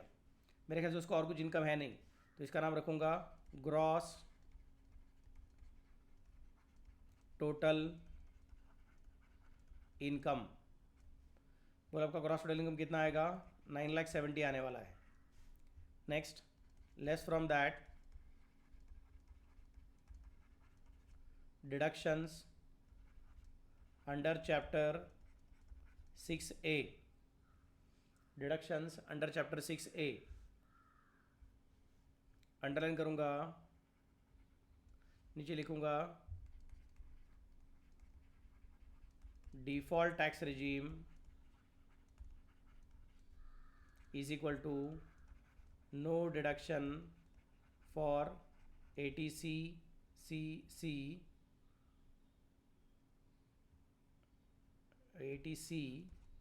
कॉमा ATCCC एंड ATD, तो यहाँ पे डैश आने वाली है।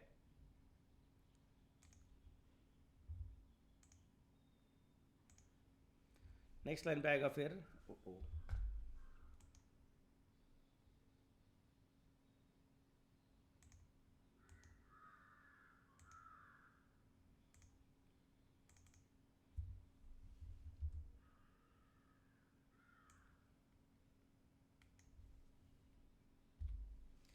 नेक्स्ट लाइन पे आएगा उसका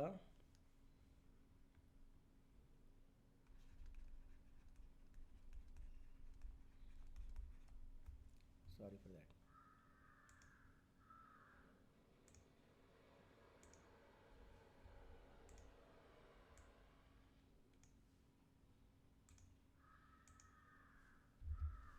total income.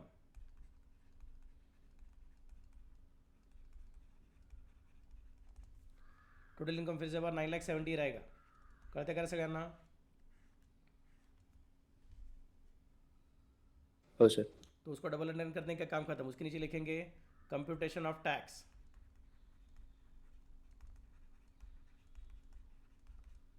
Underline.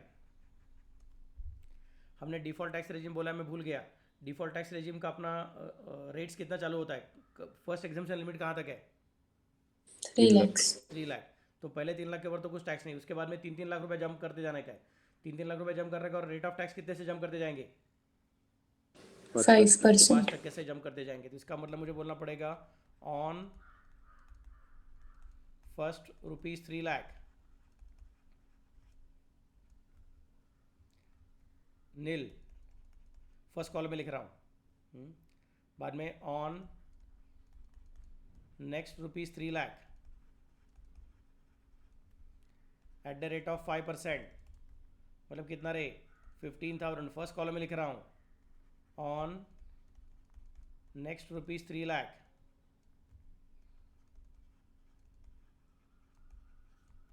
Eight the rate of 10%, मतलब कितना रहे 30,000। तो मेरे ख्याल से 9 लाख खत्म हो गया, अपने को 9,70,000 तक जाने का है। On next rupees 70,000 eight the rate of 15%। चला फटाफट सांगा 70,000 का 15% कितना होता है?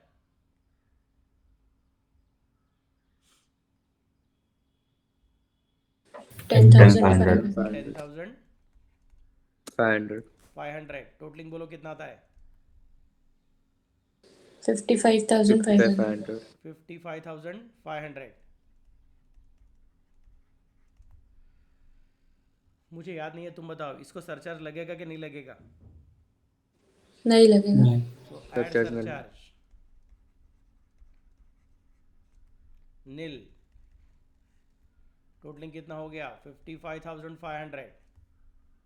इसको रिबेट मिलने वाला नहीं है, 7 लाख के ऊपर चला गया ना अपना राजा, समझते हैं ना? Oh. Add health and education cess at the rate of 4%, बोलो कितना है?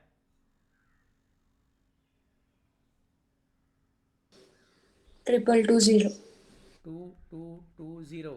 आउटर कॉलम में कितना आएगा बोलो? 55,500 प्लस 2220 कितना संगा?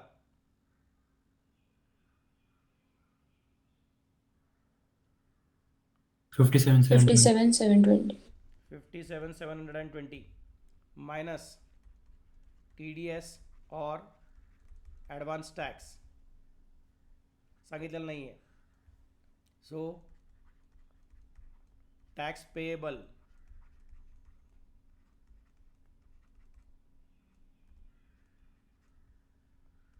$57,720 कहते करें।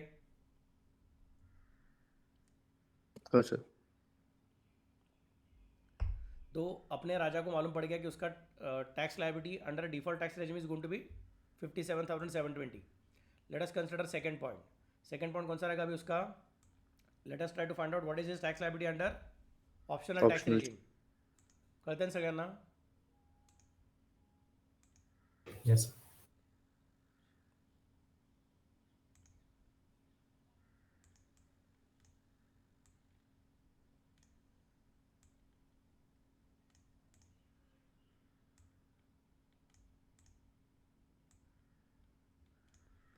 आपके पास ऑलरेडी स्टडी मटेरियल है तो मुझे चिंता करने की ज़रूरत नहीं, फॉन्ट छोटा हो गया तो चलेगा ना? हो. हो सर.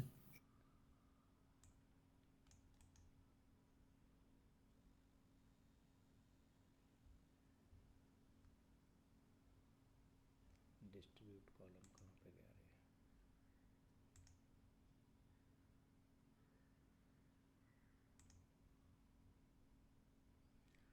टेबल टेबल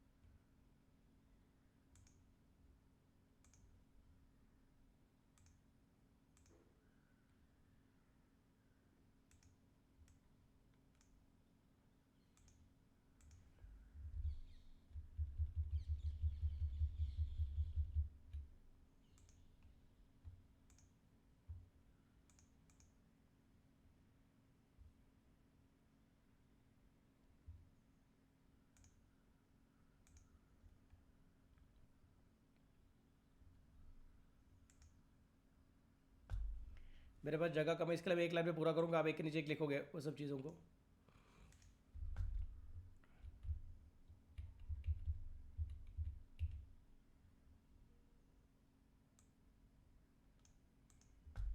तो सबसे पहले क्या आएगा आपका नेम,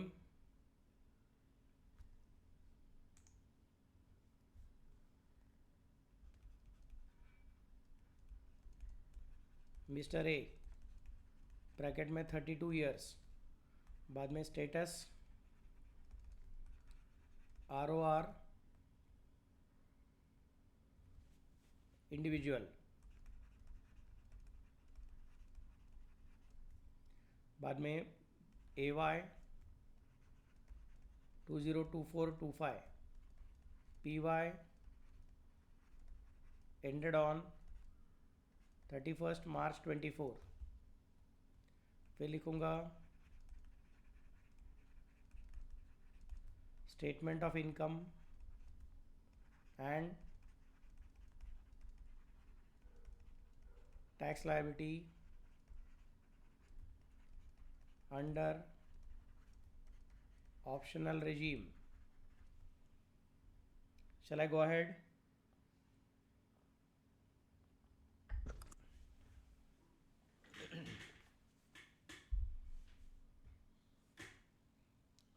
Please बोलो. Yes, sir. Okay. तो सबसे पहले कौन आएगा आपका, वो अभी कॉलम कैडी लिखते रही बैठा मैं, आपको ऑलरेडी मालूम है इसके हिसाब से. सबसे पहले आएगा इनकम फ्रॉम सैलरी,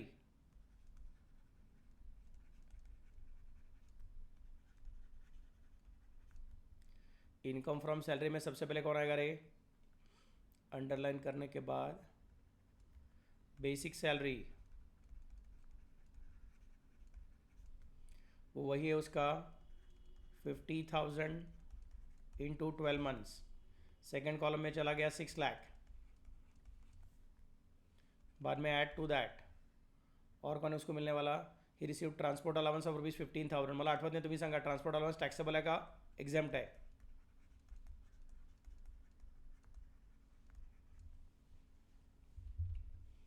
सर तुम्हाला आठवत नाही, आम्हाला पण आठवत नाही, बरोबर ना. काहीतरी लिमिट पर्यंतच एक्झाम्प्ट आहे आय गेस. ठीक है. अलाउंसेस डियरनेस, ये कौन सा है, treatment of allowances for personal purposes, dearness allowance, city compensatory allowance, HRA, tiffin allowance, fix medical allowance and servant allowance fully taxable है. Children allowance exempt up to 100 per month per child up to maximum of 2 children. Hostel expenditure allowance exempt up to rupees 300 per month per child up to maximum of 2 children. And transport allowance exempt up to rupees 3,200 per month for blind or orthopedically handicapped employee. सापडते का रे. हो sir. त्यामुळे limit आहे का त्याला, yes limit आहे. किती लिमिट आहे, 3,200 पर मंथचं लिमिट आहे. पण त्याच्यापुढे अजून एक कंडिशन आहे, कुठली, the employee should be blind and orthopedically handicap. आपला हिरो आहे का ब्लाइंड अँड ऑर्थोपेडिकली हँडिकॅप, नाही. नहीं इसका मतलब उसको एग्जाम्पशन मिलेगा कि नहीं मिलेगा, नहीं नहीं मिलेगा. नहीं मिलेगा. डायरेक्टली सारा का सारा अमाउंट आउटर कॉलम ले लो. 15,000 इंटू 12 मंथ्स किती अमाउंट येईल सांगा, 1,80,000. आज प्रॉब्लम करताना भीती वाटली, डर लगा मन में कि यार सर मुझे कुछ याद नहीं आ रहा है, टेंशन मत लो, मैं आपके साथ अभी एग्जाम तक रहने वाला हूँ, तो आपको आराम से पूरा सब चीज़ याद आएगा. उसका गारंटी मेरा, मोदी की गारंटी के बाद में मेरी गारंटी आएगी. ओके चलो लेट अस स्टार्ट. सर हां बोला. सर आपण एक तो फॉर्मॅट पाहिला होता ना की ऑलरेडी डिफॉल्टमध्ये कॅल्क्युलेट केला असेल तर काही गोष्टी लेस करून ऑप्शनलमध्ये येता येतं, हो हो मग त्याच्याप्रमाणे चालेल ना केलेलं. हो चालेल. पण आधी आपण काय करूया, जरा आता सगळ्या गोष्टी आठवून घेऊया कसं करतात म्हणून त्याच्यामध्ये, so it will B easy for the purpose of working. हां हो ओके सर. Next part. फिर बाद में HRA तुम्हारा कितना है रुपीज़ 20,000 पर मंथ है. सो HRA में कितना अमाउंट है तुम्हारा 20,000 into 12 months, 2,40,000 in the first column. Less from that exempt under section 1013A. Sir मुझे एग्जाम अगर सेक्शन याद नहीं आया तो मत लिखो. Less from that exempt under section 1013A ब्रॅकेटमध्ये list of the following.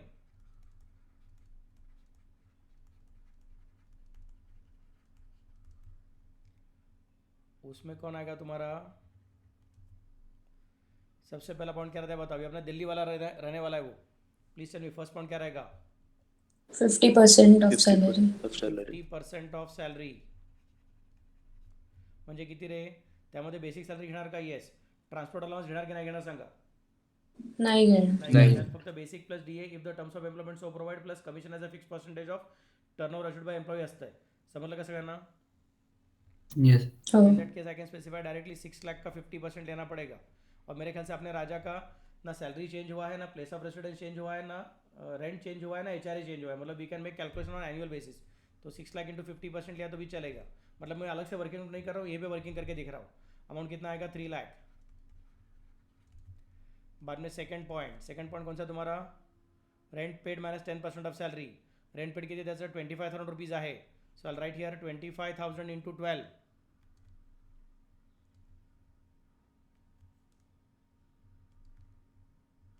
3 lakhs. 25,000 into 12 minus 10% of salary म्हणजे 6 लाख इंटू 10%.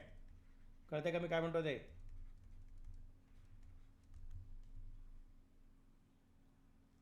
सर कळतं.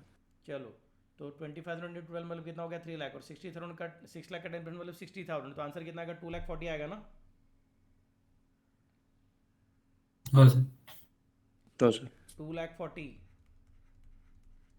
Next point number 3. Point number 3 is actual HRA receive. Actual HRA कितना मिला उसको? 20,000 इंटू 12 मंथ्स मतलब 2,40,000. तो मेरे ख्याल से मैंने ऊपर लिख के रखा लिस्ट ऑफ द फॉलोइंग, मतलब यहाँ पे 2,40,000 लिख सकता हूँ मैं.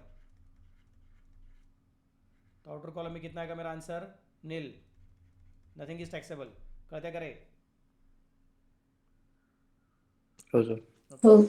नेक्स्ट अगला उसको क्या मिल रहा है? And from the company he has paid rent. मेरे ख्याल से यहाँ पे काम खत्म हो गया. तो अभी इसका मुझे नाम रखना पड़ेगा ग्रॉस सैलरी. ग्रॉस सैलरी कितना आएगा उसका? 7,80,000.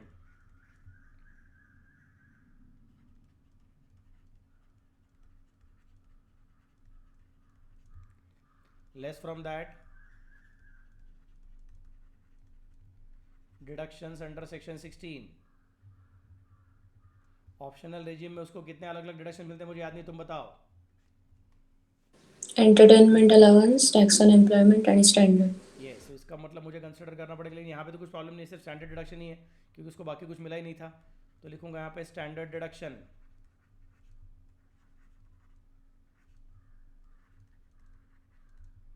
कितना स्टैंडर्ड डिडक्शन आपका? 50,000 पूरा पूरा मिल जाएगा. तो जो आएगा उसको बोलूँगा इनकम फ्रॉम सैलरी.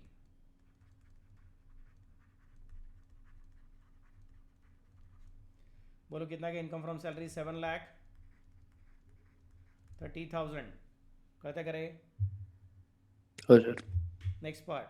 बाद में कौन आएगा उसका? Income from house property.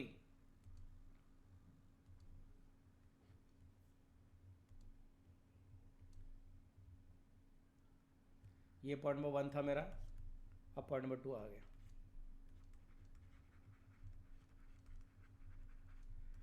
Income from house property. Underline. Gross annual value ब्रॅकेटमध्ये being SOP nil less municipal tax nil net annual value nil less interest on money borrowed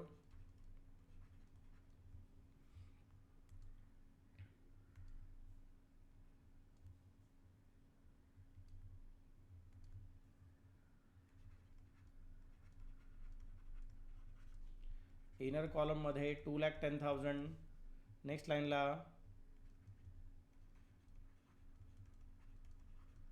restricted to 2 lakh. Next लाईनला income from house property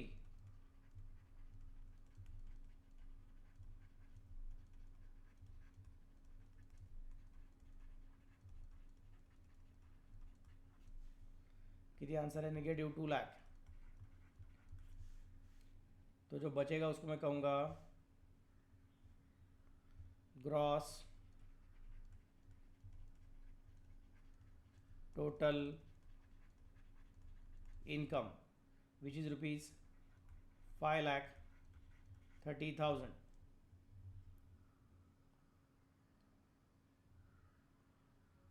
gross total income rupees 5,30,000।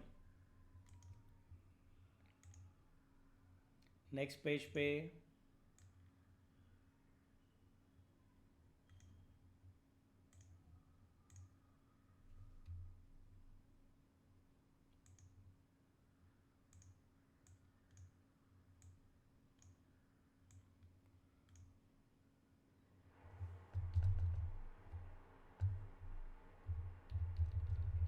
लगता है ज़्यादा BPT चालू है तो मेरा machine थोड़ा स्लो हो गया।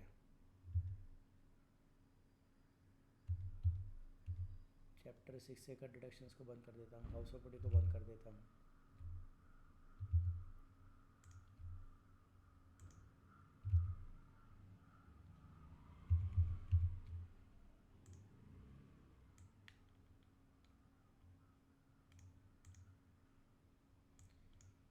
चलो फटाफट से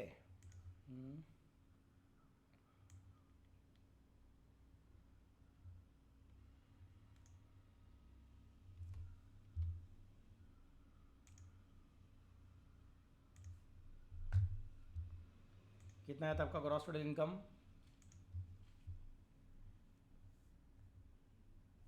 5,30,000।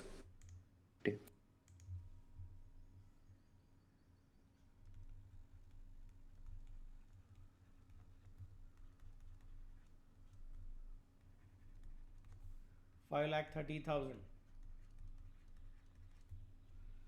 Then next from that, less deductions under chapter 6A. Deductions under chapter 6 में क्या क्या आएगा बोलो फटाफट से। सबसे पहले आएगा under section 80C contribution to PPF. Sir अगर ऐसा कुछ हो गया कि मुझे सेक्शन याद नहीं आया, मुझे इतना याद है कि मुझे डिडक्शन क्लेम करने को मिल रहा है लेकिन मुझे वो 80C है कि 80CCC है ऐसा करके मैं कंफ्यूज हो रहा हूँ करके, तो मैं क्या करूँ? फिर सेक्शन मत लिखो, डोंट वरी। क्लियर ना? हाँ सर। हाँ सर। 80CCD उसमें लिखेंगे pension scheme contribution to NPS 50,000 और बाद में under section 80D medical insurance premium amount कितना है अभी उसमें देखना पड़ेगा, अपने को अंडरलाइन करना पड़ेगा। फॉर सीनियर पेरेंट 55,000 पे किया ना कुछ तो, हाँ yes 55,000। For self and spouse 32,000। So totalling कितना आएगा रे? 87,000। नेक्स्ट लाइन पे रिस्ट्रिक्टेड टू कितना मिलेगा मैक्सिमम उसको?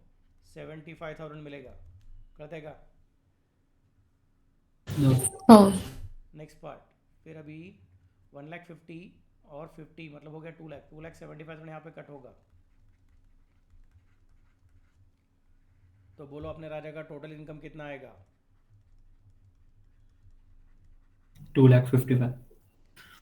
2,55,000 डबल अंडरलाइन। नेक्स्ट लाइन पे अगर हो सके तो बीच में लिखने का है, मतलब यहाँ पे ये कॉलम नहीं है ऐसा सोचो, नहीं तो जाने दो मैं करके दिखाता हूँ। टेबल सर ते जे 80CCD चा आहे ना, हाँ तर ते रेस्ट्रिक्टेड टू 1,50,000 आहे ना, म्हणजे तर मग आपण ते 50,000 का घेतलं? नहीं कर वाला सॉरी बाबा। म्हणजे 80C प्लस 80CCD 1 असं तर तिन्हीचा मिळून रेस्ट्रिक्टेड टू 1,50,000 होतो ना. आपण हा, असं पण कन्सिडर ते केलं की त्याने जे हे कॉन्ट्रिब्युशन दिलं ना त्याचं 1.5 लाखाच्या वरचं कॉन्ट्रिब्युशन असं पण कन्सिडर करतोय हे. कळतंय का? अच्छा, पण ते म्हणजे 50,000च कॉन्ट्रीब्युशन आहे ना, मग ते 1,50,000च्या एक्सीड नाही करायचं. नाही एम्प्लॉयरचं कॉन्ट्रिब्युशन असेल, एम्प्लॉयचं स्वतःचं कॉन्ट्रिब्युशन असेल, ते सगळं ऑलरेडी कन्सिडर करून झालं आणि आपण कन्सिडर करतो की ते ऑलरेडी त्याचे ATC आणि ETCC मध्ये घेऊन झालं आहे ह्या 1,50,000 हो. तो मतलब what you are saying is true. तू जो बोल रहा है कि सर अपने को एक ही इन्फॉर्मेशन दिया है, वी हैव अज्यूम कि he must have already contributed more than this also.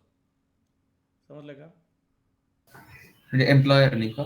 एम्प्लॉईने, एम्प्लॉयरचं तर 1,50,000 काउंट करत आहेत ना. हो. तो इन दैट केस एम्प्लॉई ने शायद 2 लाख कंट्रीब्यूट किया है, शायद 3 लाख कंट्रीब्यूट किया है वगैरह करके, तो ये 50,000 हम लोग सिर्फ यहाँ पे कंसिडर कर रहे हैं. कळतंय का? म्हणजे ते ATCCD 1Bचं घेतोय हो, पण. येस. अच्छा. ओके. फिर आएगा computation of tax.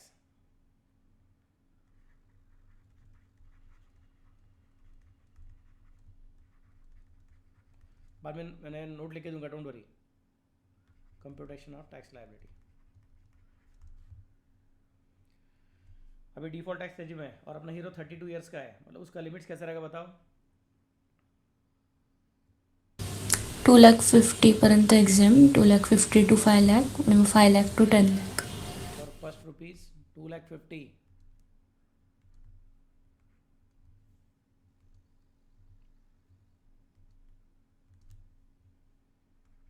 For first rupees 2,50,000 nil.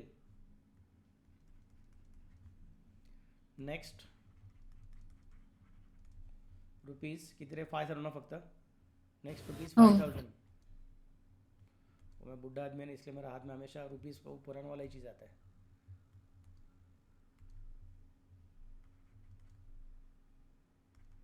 Next rupees 5,000 at the rate of किती? 5%. किती अमाऊंट आहे सांगा?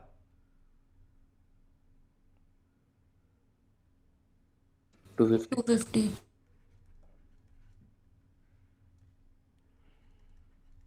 मेरे ख्याल से इसको अभी रिबेट ही लग जाएगा सीधा.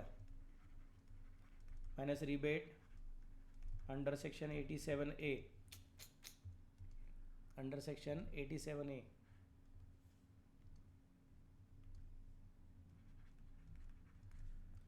कितना रिबेट लगेगा? 250 का रिबेट लग जाएगा. सो नेट टैक्स लायबिलिटी कितनी आएगी अपनी हीरो की? नील.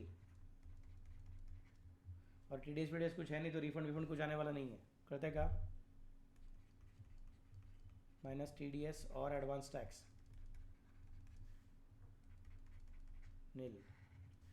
देयरफॉर टैक्स पेएबल और refundable is how much? nil. करते करे सगळ्यांना? हो. ओके. बस अभी अपने को उसको कंपैरिजन करके दिखाना पड़ेगा कि ओल्ड रेजिम में क्या था और न्यू रेजिम में क्या था. तो और एक नीचे लिखेंगे statement of decision, particulars, amount, tax liability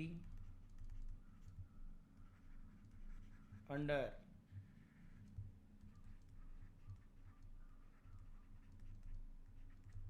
default regime आणि अंडर ऑप्शनल रेजिम. ऑप्शनल में तो नील है. डिफ़ॉल्ट का आंसर कितना था मुझे याद नहीं आ रहा है. कितना है डिफ़ॉल्ट का answer? 57,720.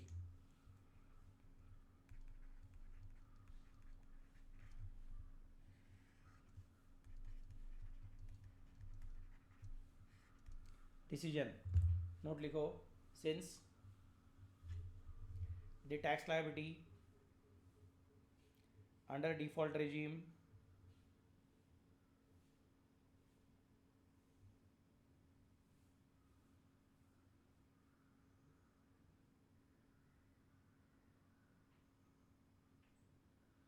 under default regime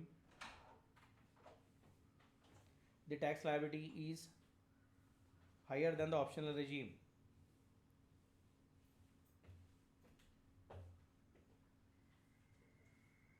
Hence, it is better to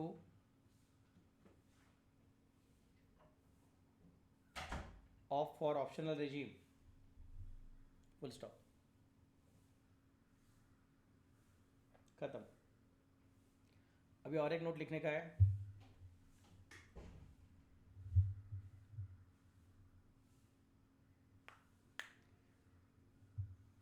नीचे नोट लिखो. In the absence of information,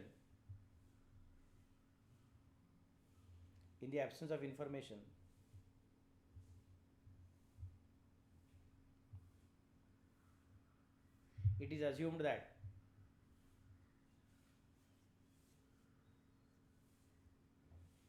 the contribution to pension scheme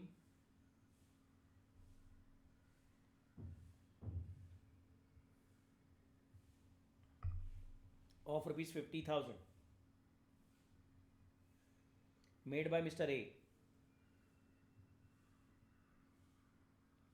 is in excess of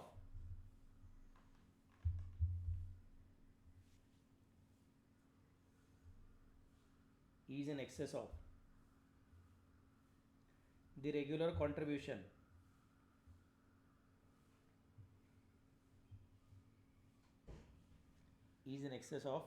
contribution of rupees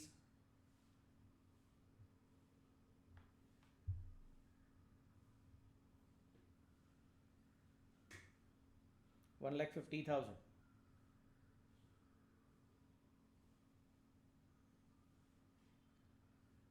Full stop. Hence,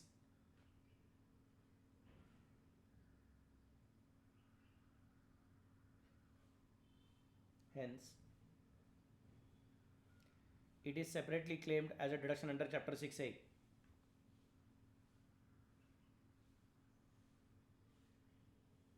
Full stop. Alternatively,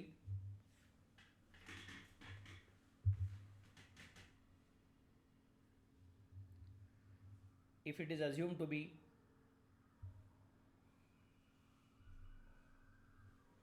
the normal contribution,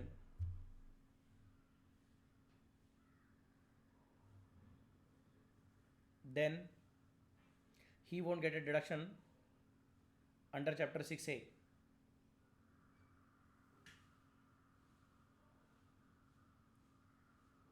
In which case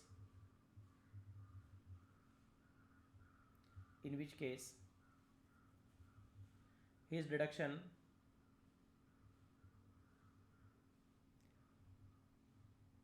would be rupees 2,25,000.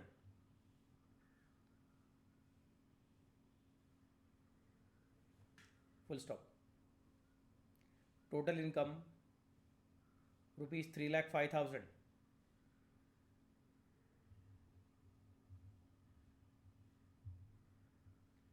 Tax liability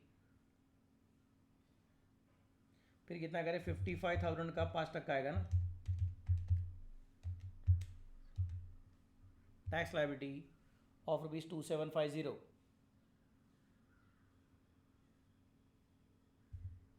एक minute, tax liability मत लिखो, gross tax liability ऐसा लिखो. Gross tax liability of rupees 2,750 and rebate of rupees 2,750, क्योंकि rebate उसको 5 लाख तक मिलने ही वाला है. कळतं मी काय म्हणतो ते? No, sir. And rebate of rupees 2,750, resulting in net tax liability of rupees nil. Thus, it won't change the decision. Of opting for optional regime. कळलं का? सर म्हणजे दोन्ही मेथड्स चालतील ना? हो, पण तुम्हाला नोट द्यायला लागेल तुम्ही काय करताय म्हणून ते. हो.